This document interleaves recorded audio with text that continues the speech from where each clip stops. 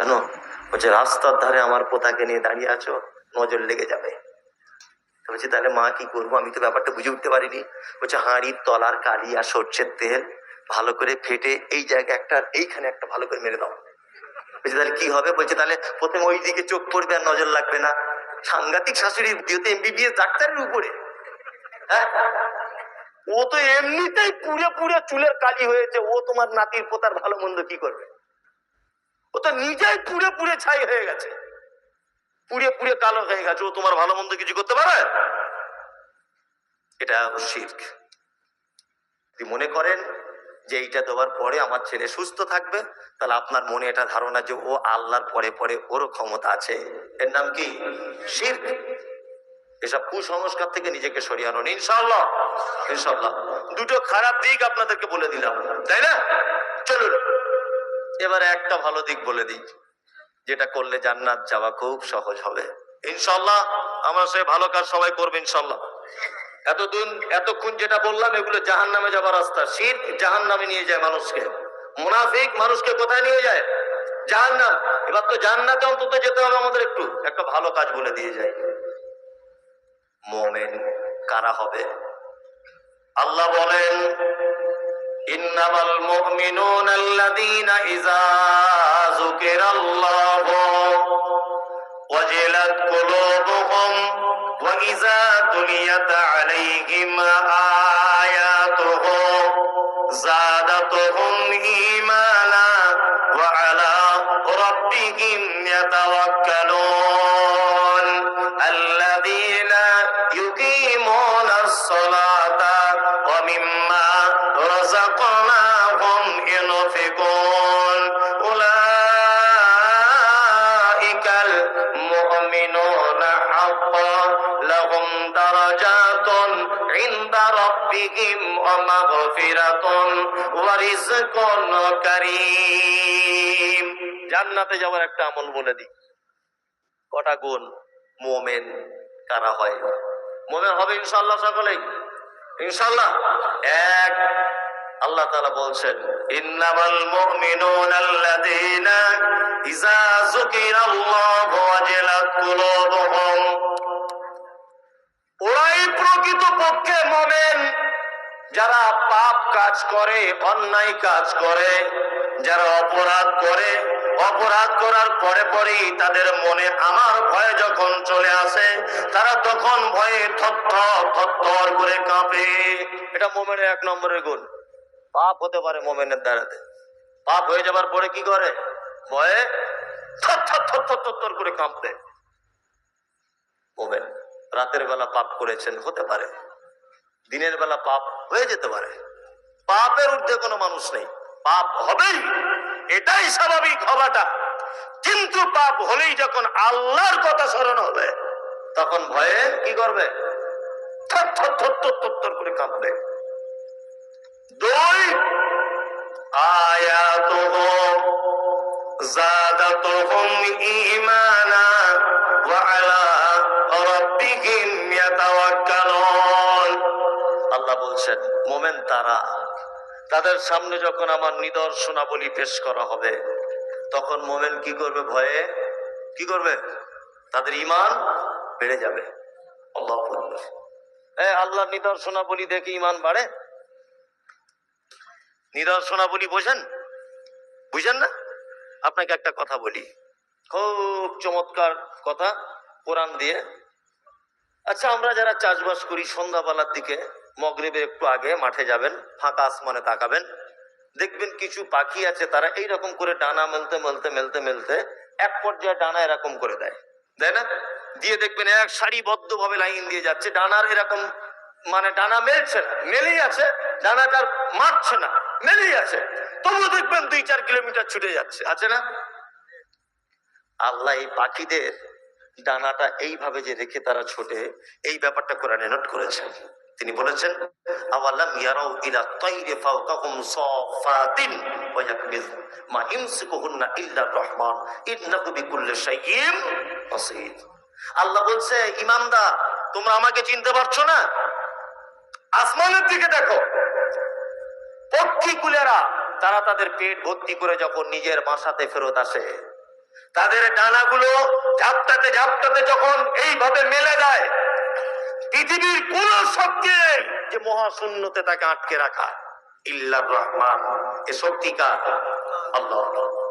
এ শক্তি কার? আল্লাহর শক্তি। আল্লাহ ওই জন্য বলছেন আয়াত, নিদর্শনাবলী। নিদর্শন দেখবে একটা মুমিনের কি হবে?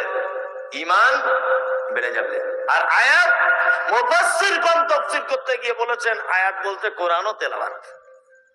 সত্যি কোরআন শুনলে মন গলে? গলে? গলে না। মানে আমাদের না গলার একটা কারণ আছে। আমরা মসজিদে যখন ইমাম নির্বাচন করি, প্রথমে জিজ্ঞেস করি কোথা বাড়ি?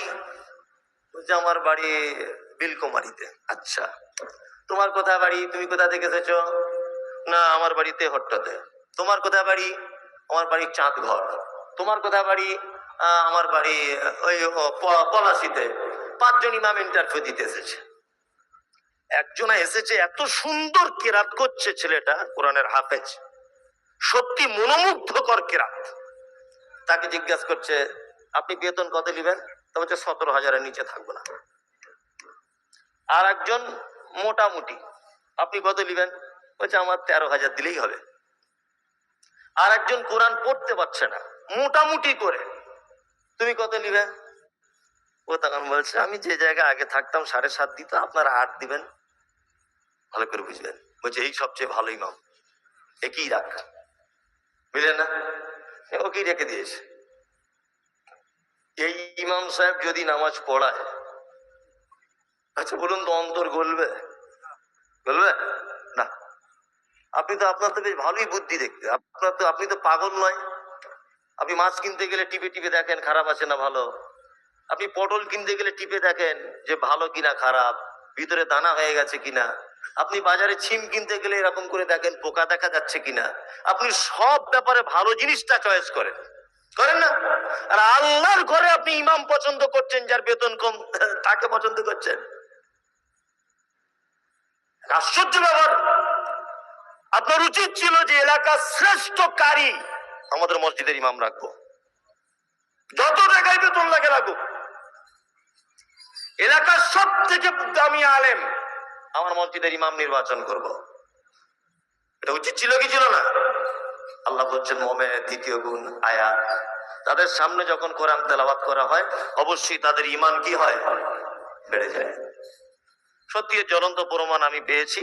মুক্তার ভাই পাশে বসে আছে, বন্ধু মানুষ, ওনার ব্যাপারটা আমি জানি না, তবে এবাদুল্লাহ ভাইয়ের ব্যাপারটা জানি যে উনিও কভার। আর আমার সামনে যে বসে আছে এই যে মঞ্জুর বিন আব্দুল জলিল, ওকে সবাই চেনে এখন সারা পশ্চিম বাংলা, আমাদের খুবই মানে কাছের, একেবারে নিজের।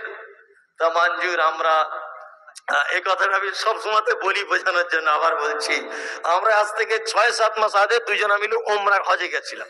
ও ছিল, আমিও ছিলাম। ওকে জিজ্ঞাসা করবেন, তা ওই দিনাজপুরের একটা লোক ছিল, লেখাপড়া জানতো না। ও মানে কম বুদ্ধি তা নয়, কিন্তু উনি লেখাপড়া জানতেন না সত্যি। তবে লোকটা সৎ লোক, খুবই সৎ লোক, ভালো লোক। তা উনি এমনই লোক যে আমরা দুজনে যখন মক্কাতে কাবাতে তওয়াফ করতাম, ও আমাদের দুজনের এইরকম করে ধরে রাখত, আমার বিশেষ করে ধরতো, আর আমি নিয়ে যেতাম। তা আমায় যখন ধরতো আমি বলতাম চাচা তুমি কেন বারবার আমার জামার কলারটা ধরছো বলো তো? বলছে আমি হারিয়ে যাব, আর যদি হারিয়ে যায় আমি 3 বিঘে ধান লাগিয়েছি কি হবে? শুধু ওর এই কথা, শুধু বলবো আমি 3-4 বিঘে ধান লাগিয়েছি, আমার কি হবে? ওই যে মঞ্জুরের কথা সাক্ষী আছে। আর হোটেলে এসে শুধু বলবে কবে বাড়ি যাওয়ার টিকিট, কবে বাড়ি যাওয়ার টিকিট। কেন চাচা, এখানে তো মানুষ মানে মৃত্যু হয়ে যাক এই আশা করে, আর আপনি বাড়ি যাবার ধান্দা কেন? বলছে আমার ধান লাগানো আছে, খুব টেনশন হচ্ছে, অতিরিক্ত পানি হয় যদি ডুবে যায় কি, এই সব আর কি ব্যাপার। এত খুব হাসির লোক, হ্যাঁ খুব হাসির লোক। হ্যাঁ 5 মিনিট পর আমিও চলে যাব, খুব হাসির লোক। তা যাই হোক, খুব হাসির লোক আর কি। তা আমি চাচাকে একদিন বলছি, চাচা তুমি যে হজে এলে, তা তওয়াফ করলে, সব করলে, তা তোমার এত মাঠ সংসার এত টেনশন কেন? বলছে না আমি চাষবাস করি তো, জীবনে বাড়ি থেকে কোথাও যাইনি বাপ, আজকে জীবনের প্রথম বাইরে এলাম, এরকম একটা লোক। যাই হোক, আল্লাহ তাআলা যে বলছেন মোমেন সে কোরআন তেলাওয়াত শুনলে তার অন্তর গলে যায়, তার একটা দৃষ্টান্ত আপনাদের সামনে আমি পেশ করছি। কাবার ইমাম, ফার্স্ট ইমাম ডক্টর আব্দুর রহমান আস-সুদাইস হাফেজাহুল্লাহ, আল্লাহু আকবার, তিনি বেশিরভাগ এশার আর ফজরের সালাতের ইমামতি করতেন। যত নিষ্ঠুর লোক হোক, উনি যখন কোরআন তেলাওয়াত করেন আর জাহান্নামের আয়াতগুলো যখন আসে, জাহান্নামের আয়াত, উনি বাচ্চা ছেলের মতো ডুকরিয়ে ডুকরিয়ে কাঁদেন। আল্লাহু আকবার। আমি আবার এই 29 তারিখে যাচ্ছি ইনশাল্লাহ, সামনে এই মাসের 29 তারিখে আবার যাচ্ছি, মানে ওখানে গেলে বারবারই যেতে ইচ্ছা করে, ওই জন্য আবার যাচ্ছি। তা কাবার ইমামের তেলাওয়াত শুনলে আপনি যে 5 লাখ টাকা খরচা করে হজ করতে যাবেন, ওনার এক ওয়াক্তের তেলাওয়াত শুনলে মনে হচ্ছে কোরআন অবতীর্ণ হচ্ছে, এতই সুন্দর। দাঁড়িয়ে আছি নামাজে তওয়াফ করতে করতে, আর আমার পাশে ওই চাচা দাঁড়িয়েছে। কি বললাম বুঝলেন? আর মঞ্জুর ও চালাক বেশি, ও অনেক রাতে তওয়াফ করতে চলে যেত আমাদের ফেলে দিয়ে, অনেক সময় সবার থেকে বেশি তওয়াফ করবে বলে একটা কম্পিটিশন হতো তওয়াফ করার। তা আমি আর চাচা, আমি চাচাকে ছাড়া যেতাম না, তা দুজনে ওই নামাজ পড়তে দাঁড়িয়েছি পাশাপাশি। আব্দুর রহমান আস-সুদাইস তিনি জাহান্নামের আয়াত তেলাওয়াত করছেন। আল্লাহু আকবার। সূরা হজ সম্ভবত কোন একটা সূরা তিনি তেলাওয়াত করছেন, জাহান্নামের কথা এসেছে, হাউ হাউ করে কাঁদছেন। আমারও মন গলে গেল, চোখ দিয়ে পানি চলে এলো। আমি ওদেরকেও দেখেছি কাঁদতে, চোখ দিয়ে সব পানি চলে আসছে সবার। Ethiopia, Tanzania, German, Japan, Kuwait, France, পৃথিবীর জায়গা থেকে লোক এসে চাও হাও করে কাঁদছে। আমার পাশের চাচা অশিক্ষিত লোক, কোরআন জানে না, বাংলা জানে না, উর্দু হিন্দি কিছুই বুঝে না, একেবারে পল্লী গ্রামের দেহাতি মানুষ। আমার ডান দিকে চাচা দাঁড়িয়ে দেখছি হাউ হাউ করে কাঁদছে। নামাজ শেষ হয়ে গেল, চাচাকে বললাম, চাচা আমি মুমতাজুল ইসলাম একটু আধটু কোরআন না হয় বুঝি, যে জাহান্নামের কথা আল্লাহ বলছে, এই জন্য না হয় আমার চোখে পানি চলে এলো। চাচা তুমি কেন কাঁদলে বলো? চাচা বলছে, মুমতাজুল তুই আমার বেটার বয়সী, শোনো 30 বছর 40 বছর আমি মসজিদে নামাজ পড়ছি, কখনো আমার চোখ দিয়ে পানি আসেনি, কিন্তু কাবার ইমামের তেলাওয়াত শুনে আমার অন্তর গলে গেল। আমি বললাম, চাচা তোমার অন্তর গলেনি, আল্লাহ বলেছে আয়াতুহু যাদাতুহুম ঈমানা।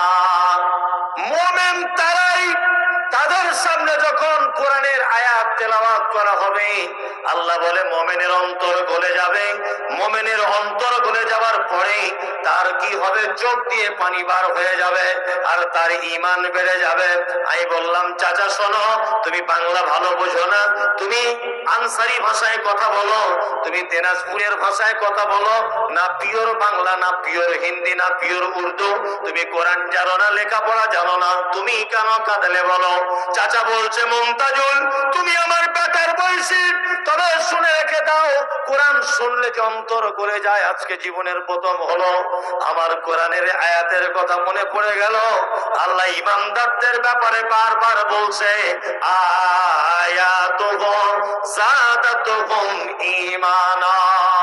ইমানদার তারাই, মুমিন তারাই, তাদের সামনে যখন কোরআনের আয়াত বলা হয় তাদের ঈমান বেড়ে যায়, চোখ দিয়ে পানি চলে আসে। আল্লাহু আকবার। কখন আপনার জীবনে এরকম একটা দিন এসেছে যে কোরআনের আয়াত শুনলে আপনার চোখে পানি চলে এসেছে? আছে? নেই। অথচ আল্লাহ বলছেন ওয়ালা রাব্বিহিম ইয়াতাওয়াক্কালুন। আর মুমিনের 3 নম্বরের গুণ, মুমিনের ভালো মন্দ যা কিছু হবে, মুমিন আল্লাহর উপরে ভরসা করবে। কার উপরে ভরসা করবে? আল্লাহর উপরে। আপনার ছেলেটা আস্তে আস্তে ভালো কাজ, মিস্ত্রি হয়ে গেছিল, সোনার কাজ করে, ওই দেবগ্রামে বাস স্ট্যান্ডে নেমেছে, রাস্তা পার হতে গিয়ে একটা গাড়ি এসে আপনার ছেলেকে পিষে দিয়ে চলে গেল।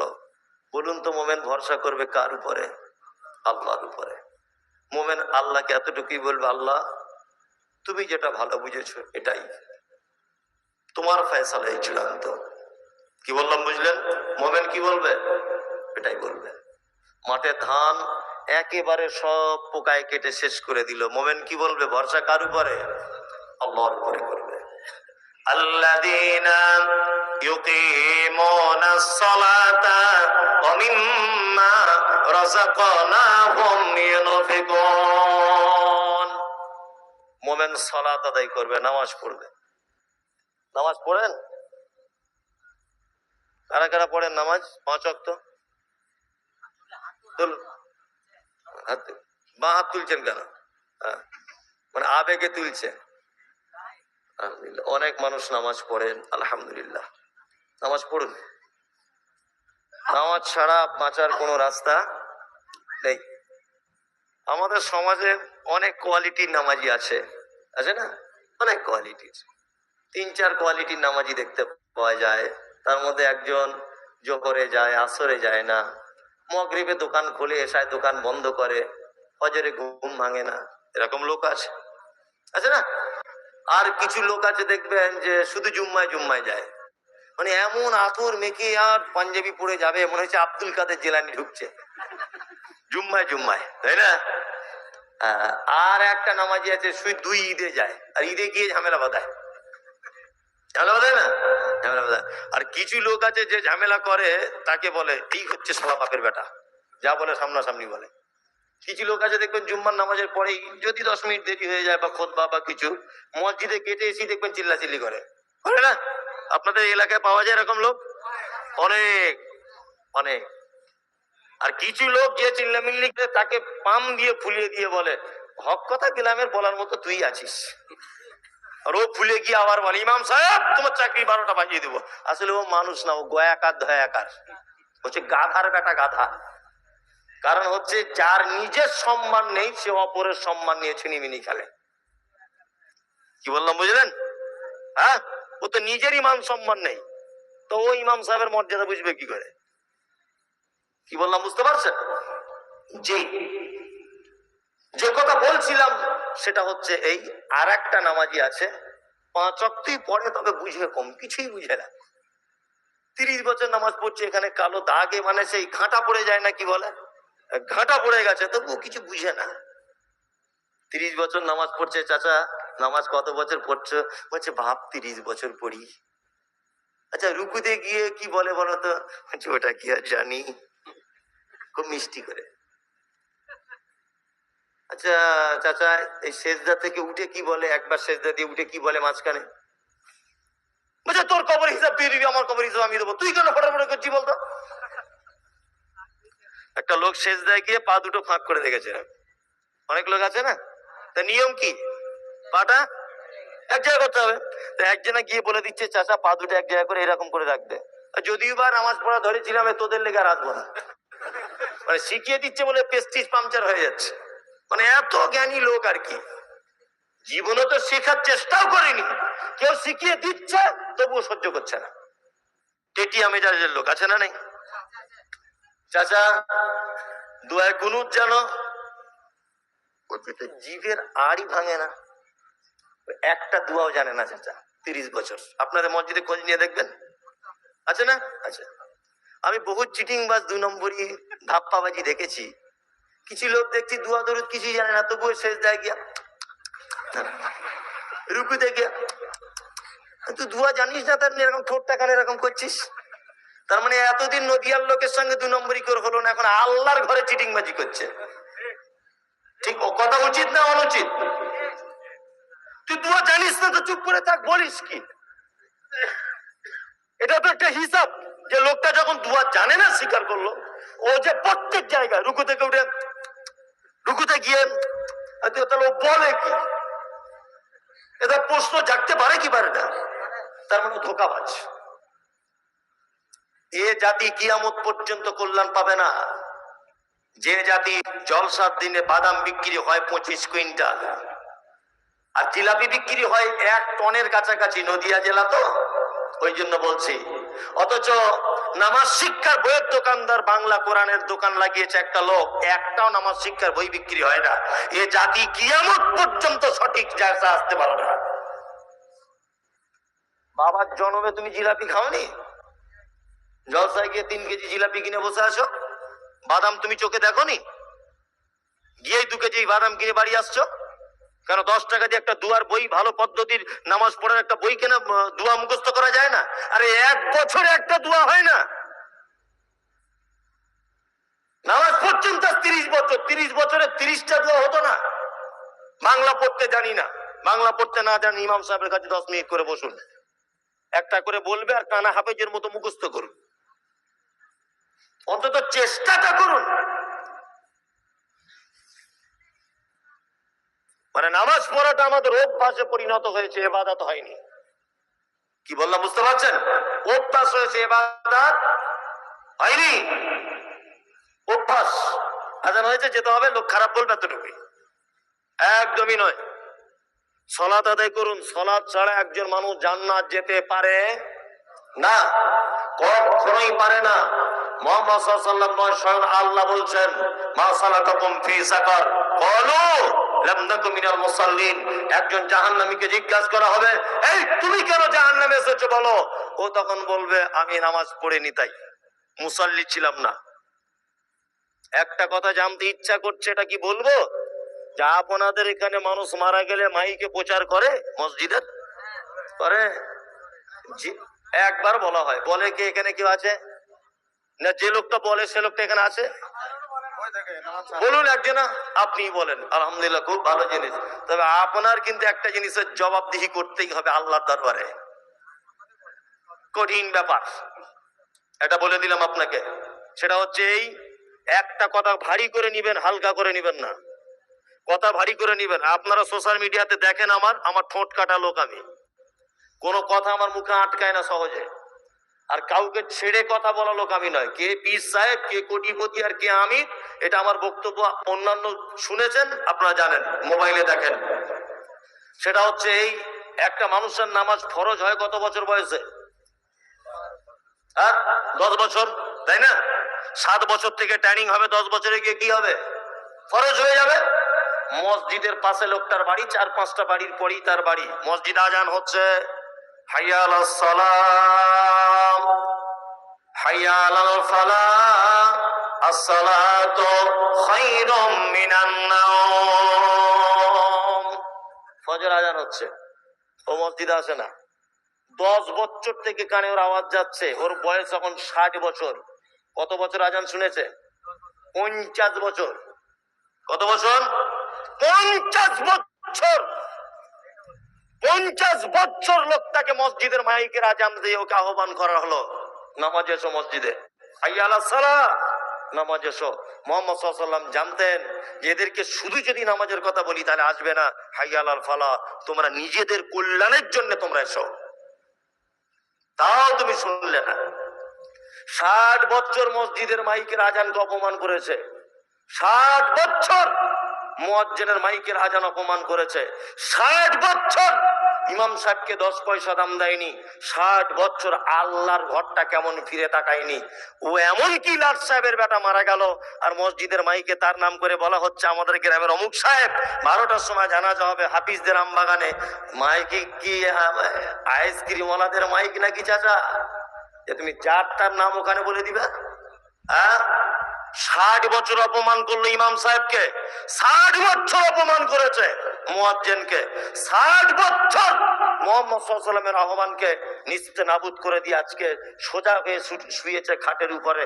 আর ওই লোকটার নাম মাইকে বলতে হবে? ও কত সম্মানী লোক।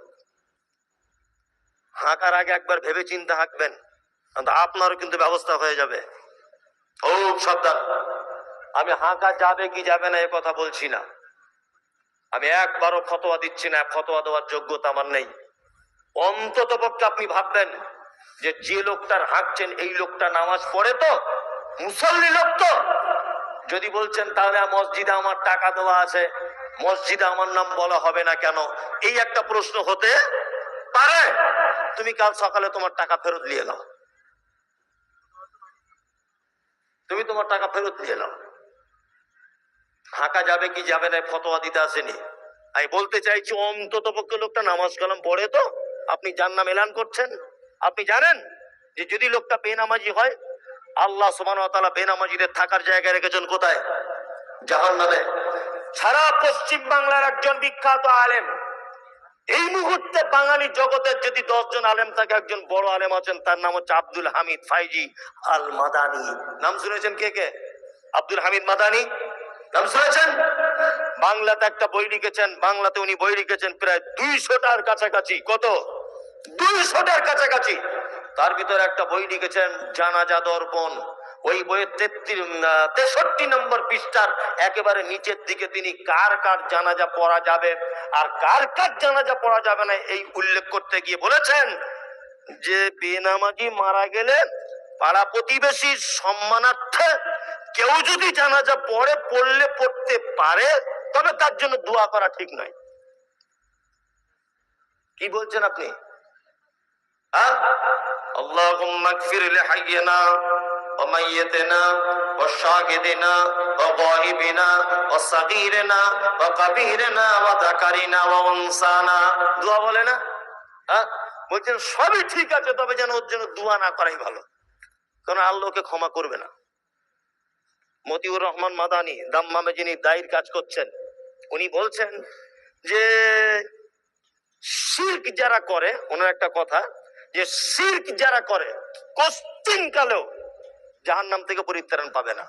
2, বেনামাজি অবস্থায় যারা মারা গেছে তারা যে জাহান্নাম থেকে কষ্টিন কালেও পরিত্রাণ পাবে এইরকম কোন দলিল আমার জানা নেই। তার মানে উনি বলতে চাইছেন তারা কোনোদিন জাহান্নাম থেকে পরিত্রাণ পাবে না। এত বড় তিনি কথা বলছেন। 10টা লোক বলুন তো যে আজকে থেকে নামাজ পড়া আমি ধরবো। আমি নামাজ পড়তাম না, আছেন? কি আসছে বলছে মুমতাজুল ইসলাম, সাংঘাতিক ব্যাপার, সবাই চ। কিন্তু ও যা বলবে শুনে চলে আসবে, শুনবো না একটা। ও নিয়ত করেই বসেছে। 5টা লোক বলুন যে আজকে থেকে আমি নামাজ পড়া ধরবো, এটা তবলিগি জলসা। আর আমি আল্লাহর কসম বলছি জলসা বলে কিন্তু আসিনি, শুধু ইবাদুল্লাহ ভাইয়ের পরিচিতি খাতিরে চলে এসেছি। জলসা করবো এই উদ্দেশ্যে আমি আসিনি। বলুন একজন লোক বলুন যে আমি আজ থেকে নামাজ পড়া ধরবো। আপনি ধরবেন আজ থেকে? আপনি পড়েন? পড়েন তার থেকে জানেন। আজব ব্যাপার। উনি তো নামাজ পড়েন। ও মানে সবাই পড়ে আর কি। আসলে আমার বক্তব্য দোয়াটাই ভুল হচ্ছে। নামাজিদের ব্যাপারে বলা, সব তো নামাজি লোক এখানে, তাই না? মানে প্রত্যেক সপ্তাহে আপনারা পাড়ায় পাড়ায় বলছেন এই প্রোগ্রাম করছেন, দাওয়াতের অনুষ্ঠান করছেন, তো ফলাফল কি? জিরো। তাহলে খরচা করার দরকার কি? কিছুই দরকার নেই, ফালতু, তাই না? ফলাফল যদি জিরো হয় তাহলে ফালতু হয়ে যাবে। অন্তত পক্ষে প্রত্যেক সপ্তাহে যদি 2টো করে নামাজি যদি এই গ্রামে বাড়ে, তাহলে 1 বছরে 104 জন নামাজি বাড়বে ইনশাল্লাহ। 104 জন নামাজি বাড়বে ইনশাল্লাহ। পড়বেন তো? আরে ভাই কথা বলতে কি হয়েছে, নামাজ পড়ে না বলেন না। ঠিক আছে, পড়তে হবে না, আপনি ভালো থাকুন, তাহলে আপনার পড়তে হবে না। জি, অত সহজে জান্নাতে যাওয়া যায়। ওই আপনাদের ডিঙ্গেল মাদ্রাসায় এসেছি, চাঁদ ঘরে এসেছি, আপনাদের এলাকায় যত বড় বড় মাদ্রাসায় আমি জলসা করে গেছি, অনেক বড় বড় মাদ্রাসায় এসেছি। আদায় খুব হয় নদিয়াতে, দান খুব করেন, 1 লাখ 2 লাখ। আপনি কি ভাবছেন দান করে জান্নাত চলে যাবেন? কি ভাবছেন আপনি? আপনার দানের 10 পয়সা দাম নেই। আমি মুমতাজুল ইসলাম বলছি, 10 পয়সা দাম নেই। সালাত ছাড়া একটা মানুষের কোন ইবাদত আল্লাহর দরবারে গ্রহণ হয় না। যদি বলছেন এটাই কি এমন ইম্পর্টেন্ট ইবাদত, জি হ্যাঁ, এটা এত ইম্পর্টেন্ট ইবাদত। আপনাকে একটা কথা বলি, এটা আমি অনেক জায়গাতে বলি, আবার বলছি। আমার ছেলে আমাকে খুব বলে, আব্বা আমি মিলিটারি চাকরি করব। খুব বলে, আব্বা আমি মিলিটারি হব। ঠিক আছে, ট্রেনিং লাগা। ও দৌড়িয়েছে মাঠে, ফার্স্ট হয়েছে। বোঝানোর জন্য বলছি, কিন্তু অরিজিনাল নয়। আমার ছেলে এখন 7-এ পড়ে, ফার্স্ট হয়েছে। আমার ছেলেকে বলছে, আব্বু দৌড়িয়েছো, কেমন রেজাল্ট? বলছে, আব্বু আমি ফার্স্ট হয়েছি রানে। বাহ। মৌখিক পরীক্ষা আমার ছেলে ফার্স্ট, লিখিত পরীক্ষা আমার ছেলে ফার্স্ট। আমার ছেলের আর একটা পরীক্ষা বাকি আছে। আমার ছেলে আমাকে বলছে, আব্বু আমার চাকরি প্রায় হয়ে যাবার পথে, আমার একটা পরীক্ষা বাকি। বলছে কি? বলছে শুধু হাইটটা মাপলে হয়ে যাবে। আমি কতটা হাইট মেপে দেখা যাচ্ছে আমার ছেলে 3.5 ফুটের একটু বেশি। বলুন তো কিয়ামত পর্যন্ত চাকরি হবে? মিলিটারি চাকরি হবে? ও ডাক্তার হতে পারবে, ও মাস্টার